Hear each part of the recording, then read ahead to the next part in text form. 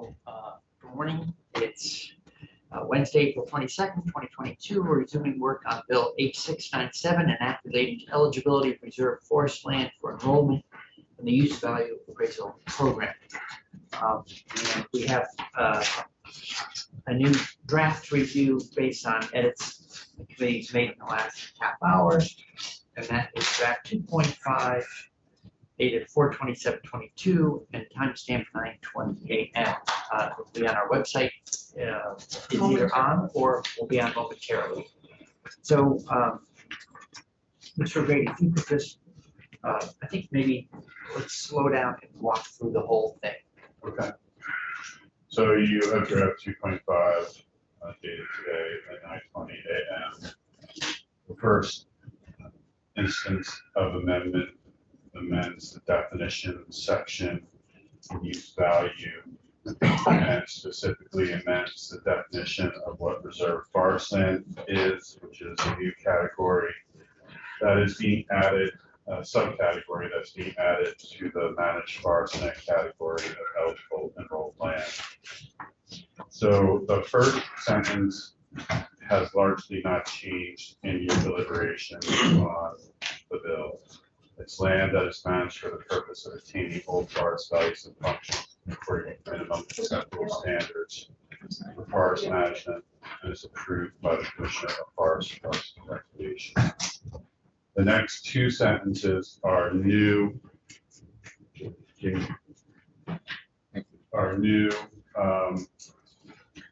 and they reflect the discussions you've had over the past couple of days. Parcels of up to 100 acres, 50% or more of the enrolled parcels shall be composed of significant and sensitive conditions in accordance with the minimum acceptable standards established by the Commissioner. Parcels of 100 acres or more, 30% of the enrolled parcels shall be composed of significant and sensitive conditions in accordance with the minimum acceptable standards established by the Commissioner. Moving on, the previous second instance of amendment, which amended the land use change tax section, which is where notification is given to either the Commissioner of Forest and Parks or the Commissioner of Taxes. That has been struck. Instead, what is being amended is the report that was in H697 as passed the House. And specifically, what is being changed is on page 2, line 19, and subdivision 3, and any other information that the Commissioner determines is relevant to the ongoing enrollment of reserved forest land. The phrase, including any relevant information regarding any impacts to the overall managed forest land category, was added by this committee.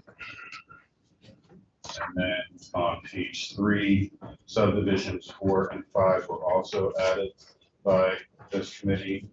4 requires recommendations on how to promote the long-term enrollment of land in the reserved forest land category of enrolled land in order to attain old forest conditions or functions and values. 5 is what replaces the language about notification of the Secretary and the Secretary's review of significant and sensitive acres. Is now a recommendation on how to protect or conserve the functions and values of significant and sensitive acres enrolled as reserved forest land for the owner of the land wishes to amend the category or subcategory of enrollment. Any questions? Commissioner Snyder, all set? Mr. Vidal? I'm not asking for support. Yeah, I'm just here to listen and track. Thank you. Section 5 is also new under 32 VSA 3412. The Director of the Division of Property Evaluation and Review is required to report annually to you, the General Assembly, regarding basically everything that PBR does. Part of that report is an assessment and evaluation of the use value appraisal program. So as part of that annual report, PBR shall include an assessment of how enrollment of managed forest land in UVA has changed since reserved forest land was approved as eligible managed forest land, including whether owners of managed forest land change the status of their enrollment of their land to reserved forest land or ecologically significant treatment areas. There was one other change. It was in the effective dates, was in subsection B. The previous reference to section 2A is no longer needed and was removed. This section is no longer listed. And Commissioner Snyder, you have maybe more like a technical edit that you had shared with me this morning that went to Mr. O'Grady. I just want to make sure that anything that you were flagging. I think Michael, thanks. I think Michael covered them all. Yeah. I might have missed one of those places where sensitive needs to be significant, but I think we got them all. You picked up on that. Right. Yeah. I think I got all of the. Thanks. I think you got them. All right. So with that, is there any more committee questions or discussions? Not. Looking for a motion, Mr. Chair? For a motion. So moved. So the motion is to amend Bill H697 with draft 2.5 dated 4/27/22, timestamp 9:20 a.m. Any further discussion? I stepped out of the room and I made this. What can you do with the Western It's incorporated within this. Incorporated? The 30 and 50%, 50 and 30, that's the first instance of amendment. The review by the commissioner and recommendation on whether or not to consider or protect the significant or sensitive parcel acreage. That was removed as a statutory requirement and becomes part of the section 4 report and a recommendation on how the commissioner would do that. And he had an amendment on change of use. Well, that's what the change of use, that what I just described Oh. is the change of use. Okay. Change of subcategory or category of it. And so the percentages pertain to the entire parcel. The percentages, yes, it's 50% of the The entire entire parcel. parcel or 30% of the entire parcel. Enrolled acres. Enrolled acres. And Senator Westman indicated before leaving that although he could wait to see this language, but moving from that sort of prescriptive language that was there to a report from the commissioner how best to implement that same concept was acceptable to him.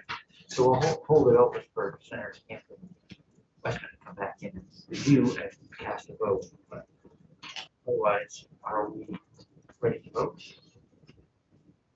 So, Senator McDonald, you do the honors. Senator McCormick, Yes. Senator McDonald votes yes. Senator Brady, Yes. the other two are open. And I now move to move will be reported tabled as amended. Okay. Discussion? First vote, so, let's roll, please. Yes. McDonald votes yes.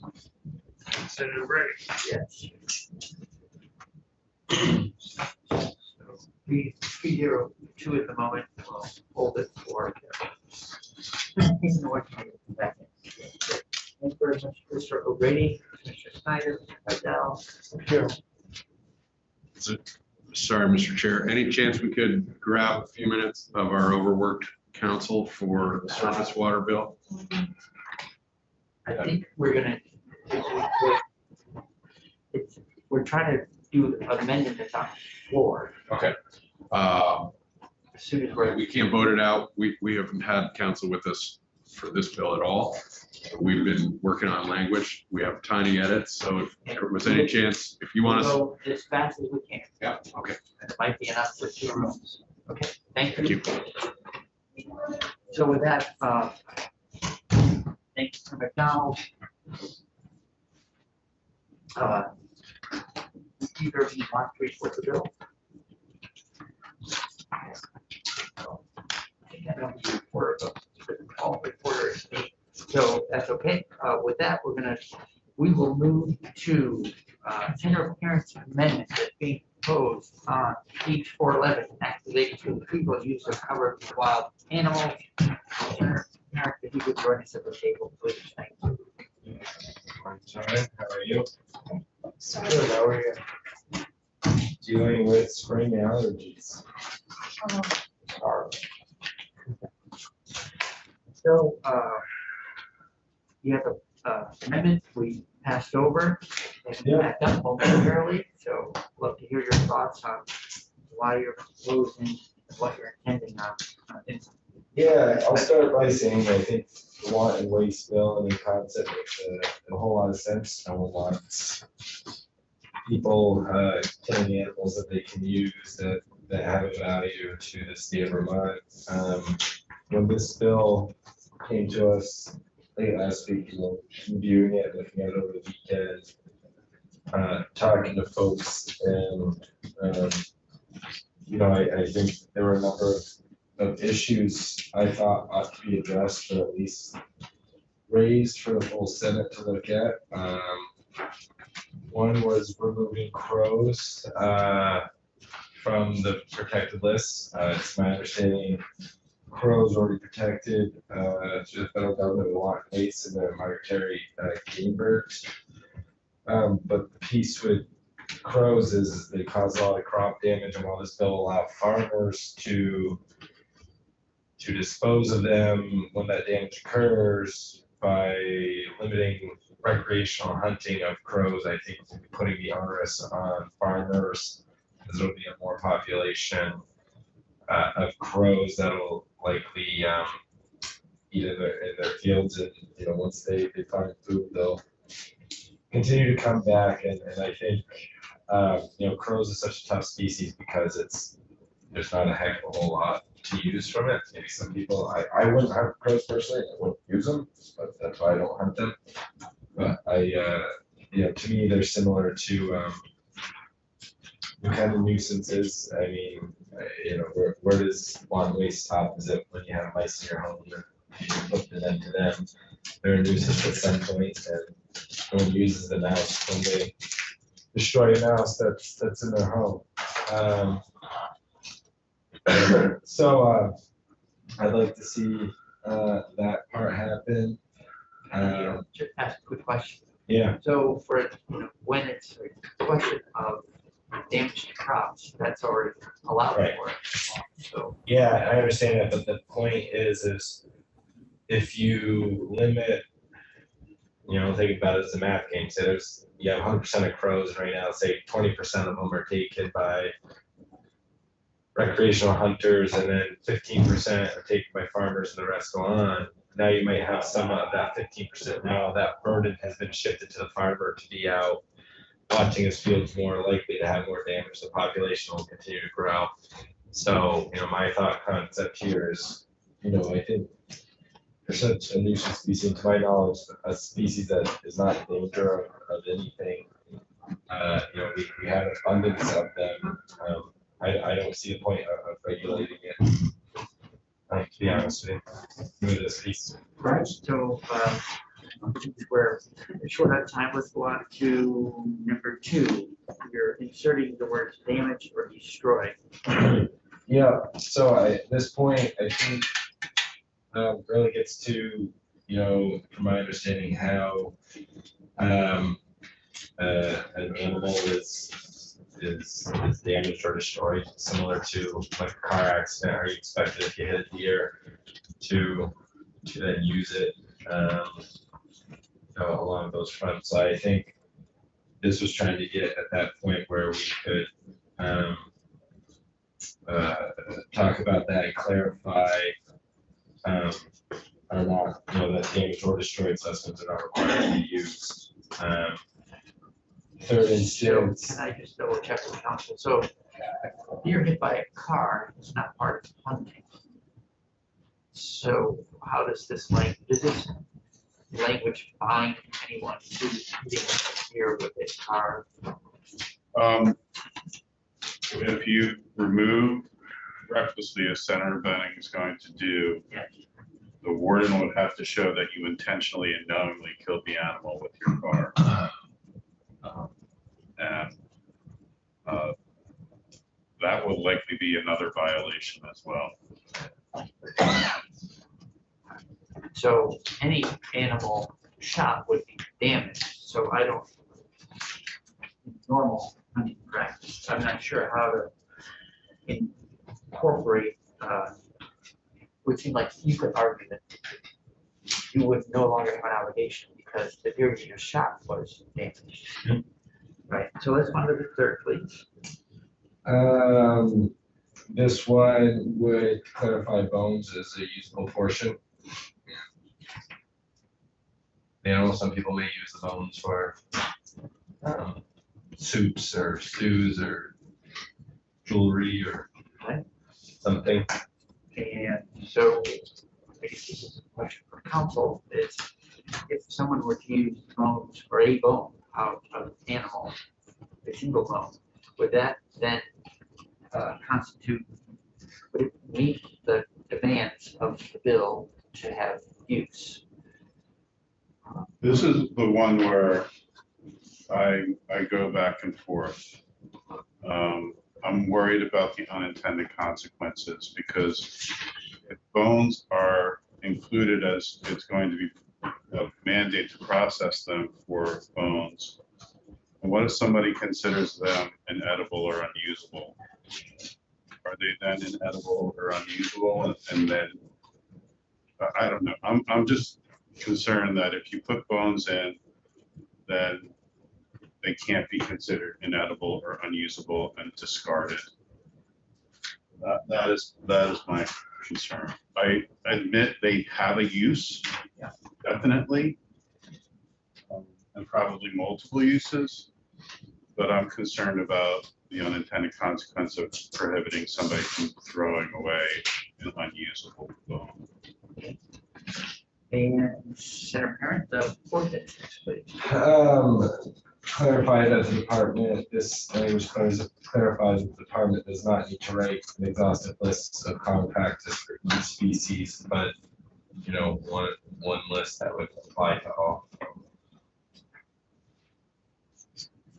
So I'm not quite sure what, I mean, insert the word including for a list of 2 items. Yeah. And you're, what's the legal implication of adding that including there? Figuring how it will read really, what it implies. So when you look at the academia and the discussions about use and retrieval or wanted waste, however you want to characterize it, the reference to generally acceptable hunting and fishing principles is there. It's used throughout. It's just kind of a default term. But when the committee in the House was discussing that, they and some of the advocates, they wanted to know what that meant, what that universe was going to be comprised of. Because they were concerned that that there might be a hunting and fishing practice defined by a future commissioner that was not officially recognized in some way. So they wanted to define the universe. And that's why it doesn't say including, that's why it says as set forth in the statute or under the rules or as approved by the commissioner. So I freely admit that term, generally accepted hunting and fishing principles, is a very common term in the discussion about the limits of wanton waste, and it's there. It's very common, but the House committee wanted to define what the universe was, and that's why it's drafted. Right. Any questions for Senator Parent? So, as we're getting into the floor shortly, I'd like to we'll let folks know I did speak both to Commissioner Herrick, and the department supports the bill as voted out. They're not taking a position on the amendment per se. I also checked back with Mr. Bradley of the Vermont Federation of Sportsmen, and well, of distributed email. Well, I'll read it. So, people here, thank you for reaching out. Vermont. I have a little trouble with the full proper name of the organization. The Sportsman Coalition has stated my testimony, we support the version of H411 that left the committee, just as the Fish and Wildlife Department case does. I'm providing with the highlighted version of my earlier testimony that we stand by behind. Yes, we would have preferred to see crows exempted, but there's a much bigger picture that needs to be considered, and this bill protects from our game species. Our stance has not changed. We remain in support. We're not involved with any of the proposed amendments. See this email as we see fit. So I just wanted to share that with the committee. Here are copies. So with that, given that we need to have a position on the bill of the amendment for the floor, I welcome the motion from the member of the committee. Understandably, I have not been here, so I don't Yeah. feel like I Yep. can comment on the amendment. I apologize, we've been dealing with this one.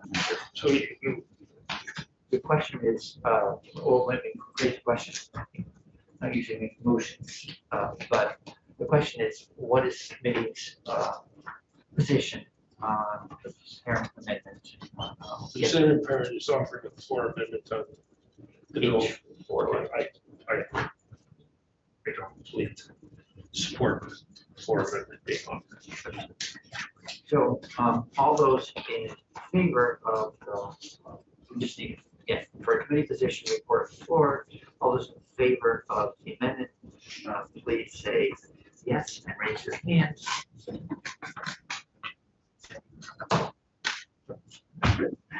All those opposed, please say no and raise your hand. No. All right, so we are at 3. Good to see you. Good to see you. Good night. Yes, thank you. I saw Ellen out there. I don't know if she's in there. But Megan is here. Okay. Senator Parent, I'll be happy to fill you in if you want to know more about the. Thank you. Great. Appreciate it. I do apologize, but we were with the pro tem for No, I- quite a while. Busy morning. Yeah, everyone's cooking fast. So, Representative Morris, if you could join us at the table and give us a very short introduction, where we've worked on this topic years running. My understanding is that this is the next iteration of trying to track down gaps on our HFC management programs. So, just, I understand, you're on the floor, and we are. so my 15-minute won't work. All right. So really, it's a minute or two, just what was the committee thinking about? Why did you all vote this out? Maybe you can tell us what your floor vote was too, or approximately. Sure. So just a brief history, like 30 seconds, even 20-second history is, you all remember the Freon that we used to have, the CFCs, the chlorofluorocarbon that we used to have in our cars and ECs, was banned in the 90s. And that was phased out from the 1990s to the 2010s for the HFC, which is the hydrofluorocarbons, which one was an ozone depleting. The CFCs were ozone depleting. The HFCs are contributing to greenhouse gas emissions. It's the largest growing industry. So the EPA came out and has since banned them. What this bill does is enable Vermonters to transition away from using the hydrofluorocarbons, which the auto dealers have been doing since 2012. They've been transitioning away to a new hydrofluoroolefin, which has less impact on greenhouse gas emissions. Yes. The HFCs produce on a rating of 1,430 compared to only 4 for the newer refrigerants. So if you can see that it would have a dramatic reduction of the CO evolving into the atmosphere. So for that reason, it just makes sense to transition to that sooner. The Vermont building codes do not allow for use under the rules and regulations of the new refrigerants, the HFOs, hydrofluoros, because it takes a while for those codes to be updated. The EPA is in the process of changing that, but it takes time. And so this bill also enables Vermont builders to use the new refrigerants in the building codes by rule from the Division of Fire Safety. Also, this would ban the use of the refrigerants in any ice rink, new ice rinks or modifications to the ice or refrigerants in the ice rinks that exist now, and prevents the home user from, or anybody else that does not have the equipment to install refrigerants from purchasing the HFCs and doing it themselves. Most auto dealers are doing it now anyway, since they transitioned away from the HFCs to the HFOs. And they have equipment to do that, which can capture, reclaim, clean, and reinstall the refrigerants. So they're already doing it. This would not have an impact generally on the larger dealers. There may be some small users that do refrigerant work that would be impacted, but they're not going to be able to purchase the HFCs after a certain date. So it just made common sense for the committee, and they voted it out. Let's see if I brought the date, so the number will be real quickly 902. Thank you very much. Any questions for Representative Christie? Representative Morris. Yeah. Representative Morris, sorry. I knew I flipped it. Was there any opposition? There was the only opposition, or the only question we got that could be considered an opposition was if I was a home user and wanted to repair my own refrigerant in an automobile, would I be able to purchase this material? And the answer is going forward that it's unavailable. So there was some concern there that they wouldn't be able to take care of it themselves. But we don't want this stuff leaking into the environment because of its greenhouse gas emission. What was the vote in the House? On the floor? Yeah. It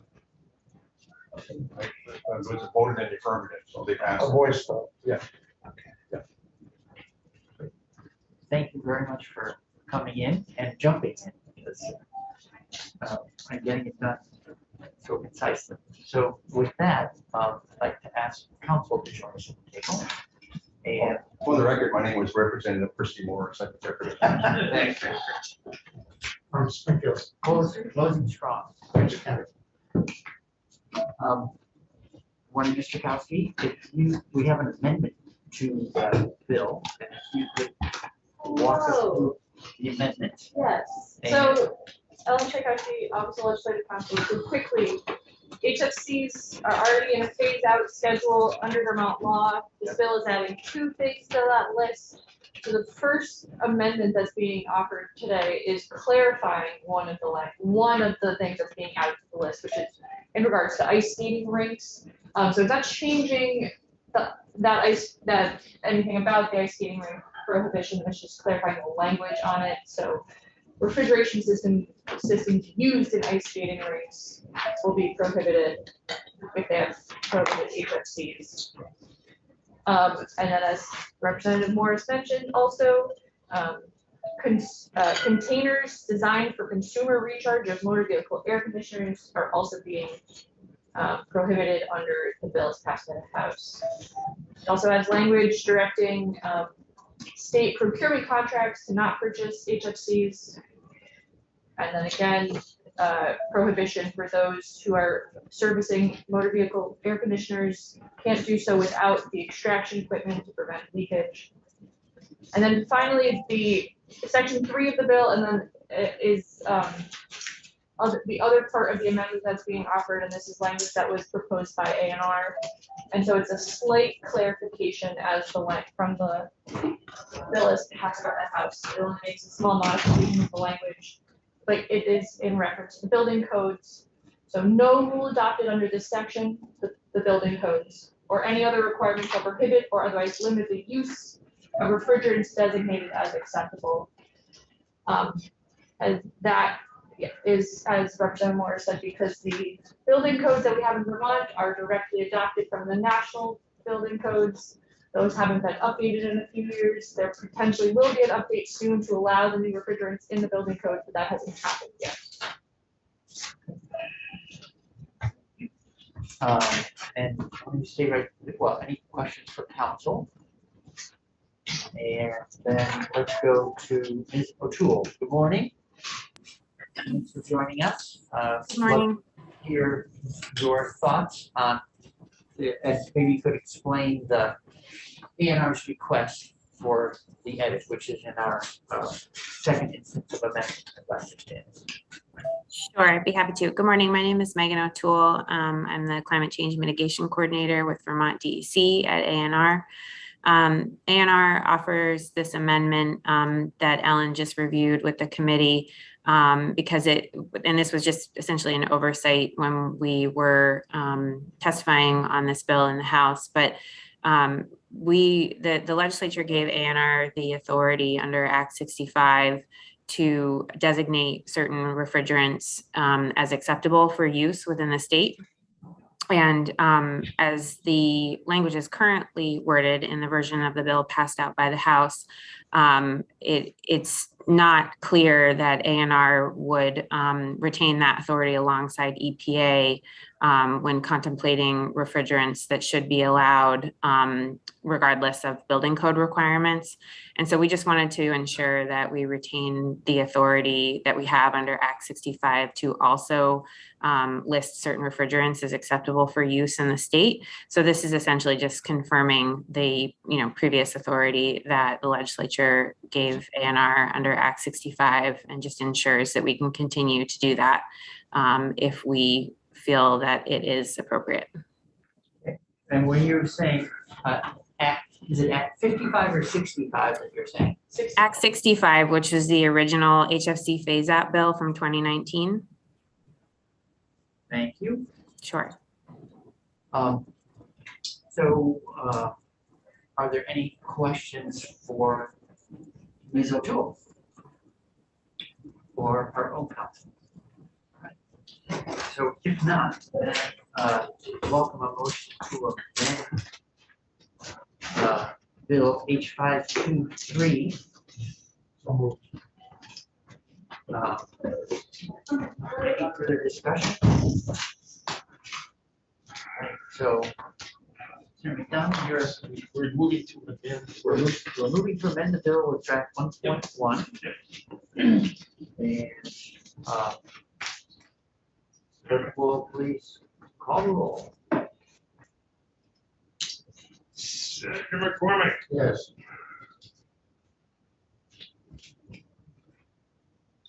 Senator McDonald votes yes. Senator Bray. Yes.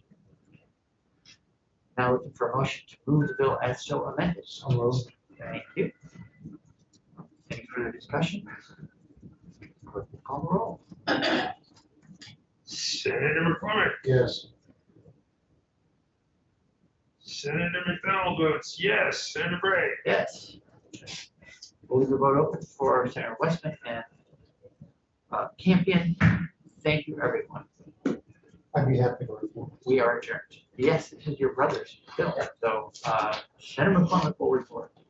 And we are adjourned. Oh, wait, this I already gave it to you. on this stuff. Oh, and this one, yeah. You're gonna forget that it was me, Ms. Morris, Yeah. just kidding, I'm just kidding. You know what, this time of the session. I know, I do forget. know, I'm sorry. I was gonna say, yesterday you looked so draggled, and you came in smiling. I thought, Oh, that's so funny, because I Uh-oh. feel bedraggled right now. I No, feel like you- I'm just, you had like, this my heart. You manic smile, no. Thank you, Senator. can't even see my face, how can you tell? Oh, the eyes. Being brought up to- We're not done yet either. And email is so slow, I'm not getting copies. Well, we'll let the dust settle and They said in Chernobyl. Yeah. Oh, I hope God help us. And We're all getting nuked. I'll ask Senators Campion, Yeah. Westman to loop I in got, after I the got floor. Campion, but I didn't get West. Right, but he just missed this one too. Oh, this one, yeah. Did you see the news at Chernobyl about Thank you, 3 or 4 Senator. weeks ago where the Thank you, Senator McCormick. Russian soldiers were digging in? Yeah. I know we're moving in a clip that doesn't make any of us entirely comfortable. You a baseball fan? Yeah, somewhat. So they traded Crows for Renegades last night with a rope 8 later. Oh, God. Hey, good to see your brother alive. Yeah. 40 years, no, 30 years after he took on the automobile industry. About 30 years ago, this. Yeah. Yeah, so they weren't gonna sell automobiles if we passed Kurt McCormick's bill. They weren't gonna sell automobiles in Vermont. And, all of the buzz off. And the next year, Detroit announced it was replacing the fluid in air conditioners Oh, for all automobiles. all automobiles. Kurt McCormick. Burt McCormick, who knew? Not me.